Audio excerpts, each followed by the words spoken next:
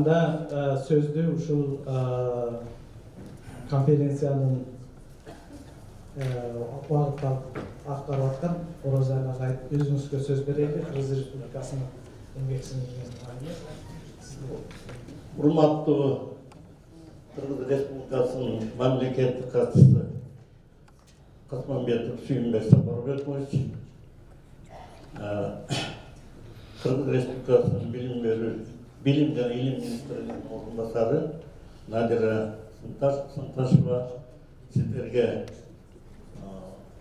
жана жалпы конференциянын катышуучуларына баардыгыңыздарга чексиз ыраазычылык билдирем. Мен муну мугалимдердин журкун эмгегин урматтаган, сиздердин айкөлдөрүңүздөр, бийик адамгерчилигиңиздерди эсептейм. Мына мен ошол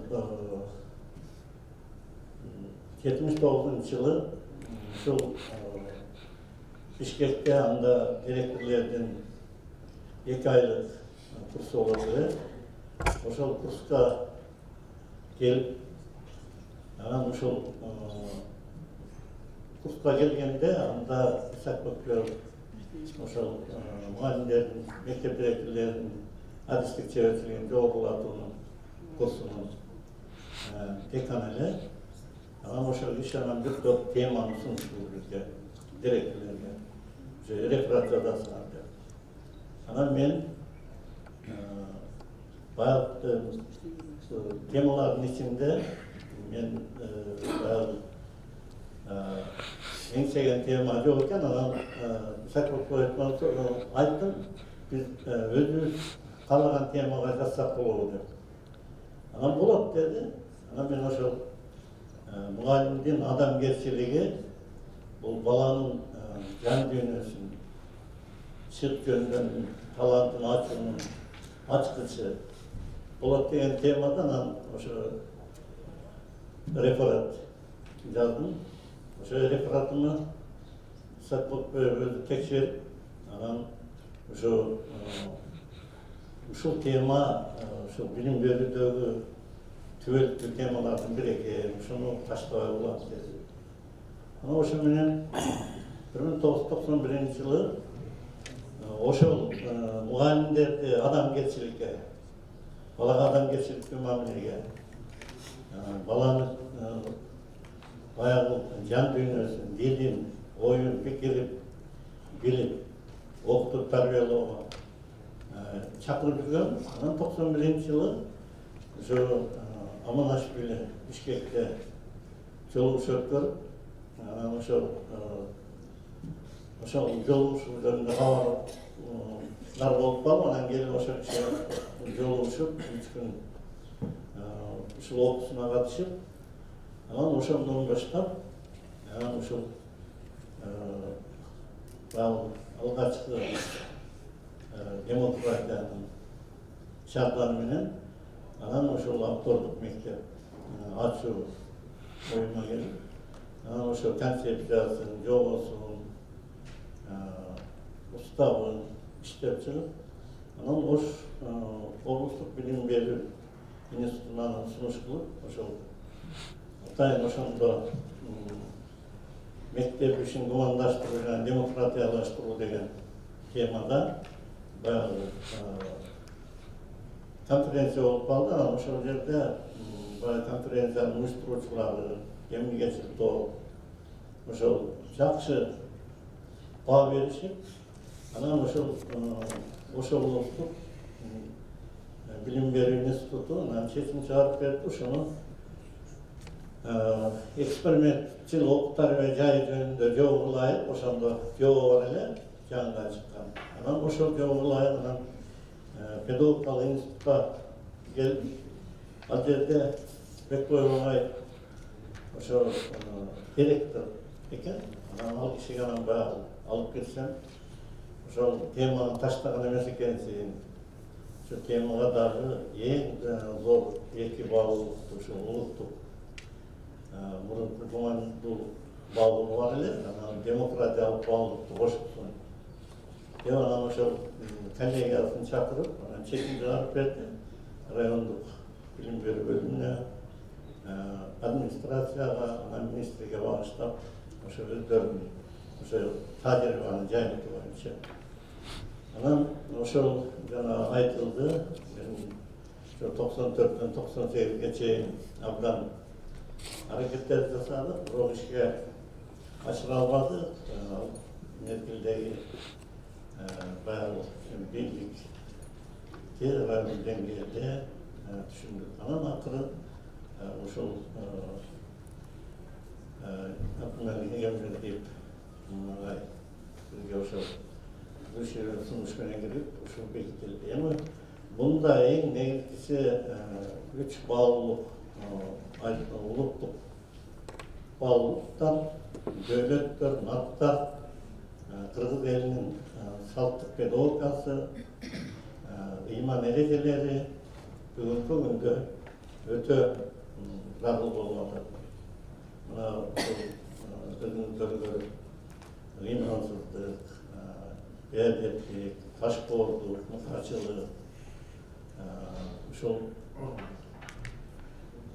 баягы зөөкүрлүк абдан көбөйүп, ушунун эми себептери эмнеде дегенде, бир эле себеби ушул улуттук баалуулуктарды, дөөлөттөрдү, наттарды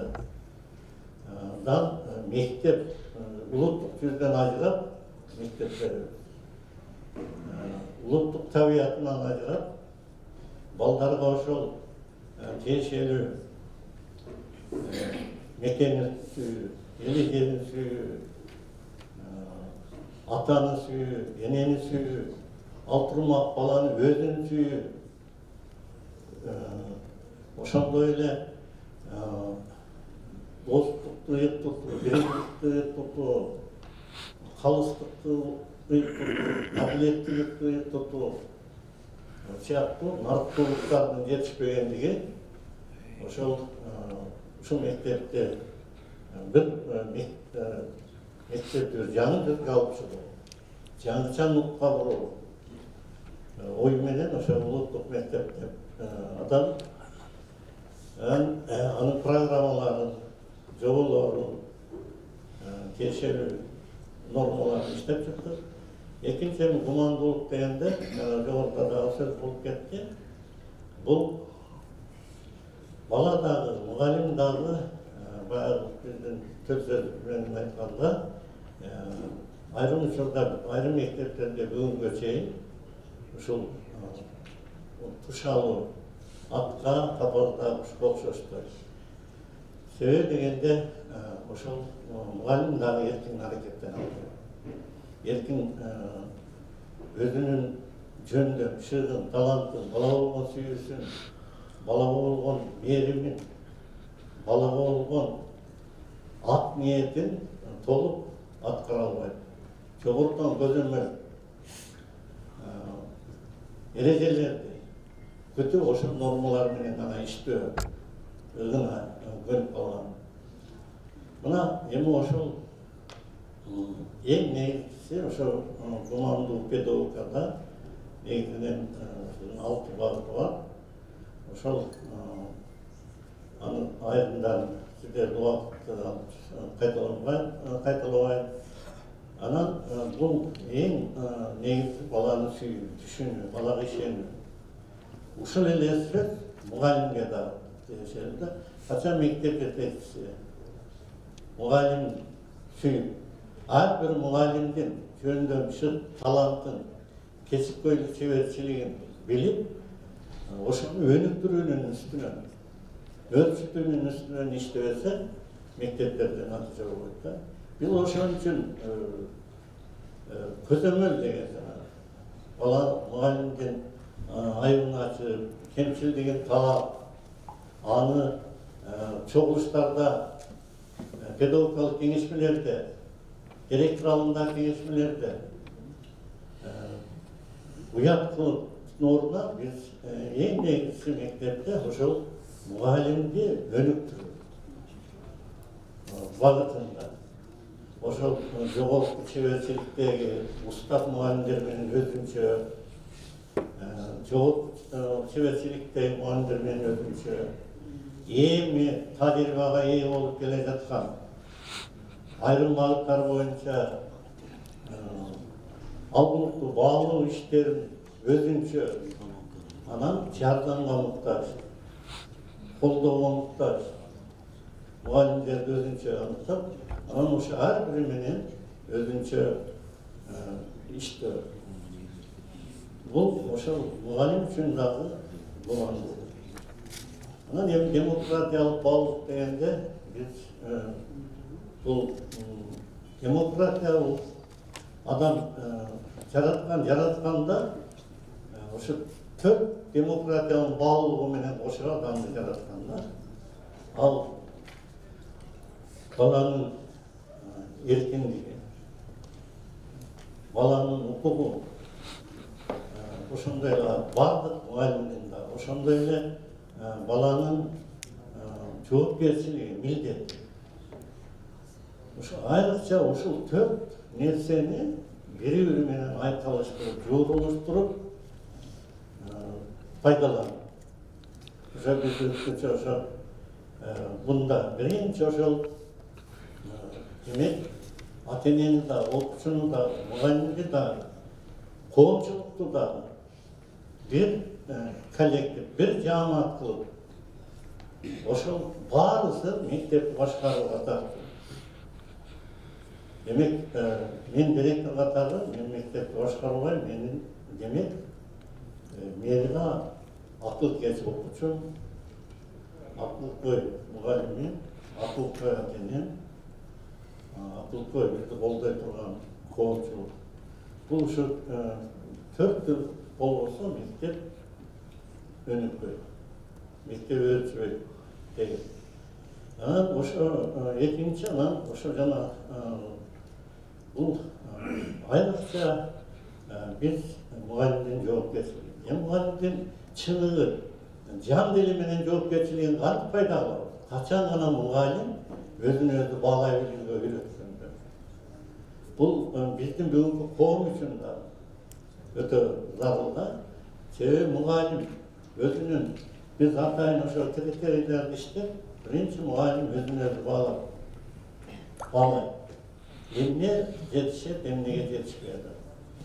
Эмне мугалим эмнеге муктаж, эмнеге колдоо керек мугалимди.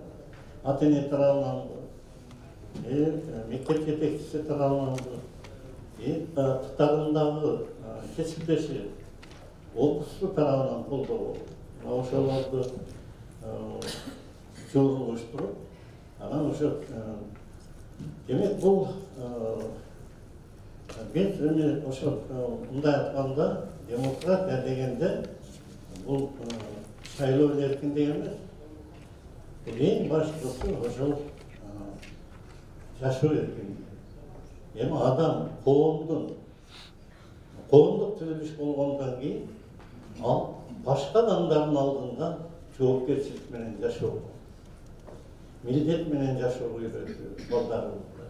Мына бүгүнкү күндү эң негизги баягы өтө керектүү баалуу болуп эсептелип атат. Мен убактымды бошотуп Рахмат, агай, аябай омоктуу сөздөрдүн баардыгын айттыңыз. Ошол окуучу, мугалим жана ата-эненин ортосундагы эркиндиктер, алардын өзүнүн жигердүүлүгүн жогорулатуучу баалуулуктар жөнүндө сөз кылдыңыз. Эми кийинки биздин графиктен бир аз акырындап атабыз, бирок кийинки сессия менен чогуу суроолорду камдап турбайбы? Мен бир секунд айтпай калдым. Айтыңыз. Ошол былтыркы жана ковид менен ооруп калдым. Ошол Kulağım жакшыртпай, баягы анан иштеп койгом да. Анан ушундай баягы Чыңгыз Айтматовдун Толор кулаганда деген романында Жабастын тагдыры мага келген турбайбы, карылык деген баягы тоң кулаган турбайбы деген ойго келгем да. Көрсө мына сиздерде жакшы адамдар бар экен, тоң кулагайт экен. Демек, тоң бекемдел, бийиктел bugün sizlerden aldığınızda özüm baktığımı sezdim. Rahmat sizlerge şu konferensiyanın buna oşa men toğunu ulapmagan bu yerde Düşen Şamat baş bolgananın dostları, komandası, kızlardan gana rahat teğen kızlar oldu. Rahmat kalınlar. Eskişehir'den koyuyoruz. Sizin başlap bergen göçünüzü dağılamakçı. Anda kийинки sessiyaga ошол билим берүү тармагы боюнча серепчилердин бирөөсү көпчүлүгүбүздүн насаатчыбыз Мырзагай Каримовду чакырмакчымын. Ал киши ушул илим тармагында жүргөн дыйкандардын баардыгын чогултуп келип, кумандуу, улуттук жана демократиялык баалуулуктарга калыптандыруучу педагогика деген эмне дегенди ачып бересиз го дейм ага, Ağay sizin toğunuz kulağaydı, ağay sizge aytmıtayım. Muğalim hiç kaçan öz ötmetkende de öz ötmetmeydi. Sizin duhumuz, sizin bergen biliminiz, sizin kitaplarınız bizden keyin bizden okuçularına vardan girelerden okuçularına kullanabilir. Siz hiç kaçan bunday toğun kulağı da ökünmeyin, sizin toğunuz bir kitap ökülebilir.